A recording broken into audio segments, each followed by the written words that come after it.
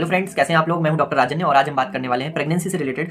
Pregnancy के बाद delivery के टाइम पर बोला जाता है कि बच्चे को 6 महीने तक सिर्फ माँ का दूध पिलाना चाहिए, एक्सक्लूसिव ब्रेस्ट फीडिंग होनी चाहिए उसकी। तो ऐसा क्यों बोला जाता है? इसके 2 कारण होते हैं। पहला कारण ये है कि जो माँ का दूध होता है उसमें इंसान के बच्चे के लिए जो भी चीज़ें ज़रूरी, जो भी पोषक तत्व ज़रूरी होते हैं वो प्रेजेंट होते हैं, उसमें पाए जाते हैं।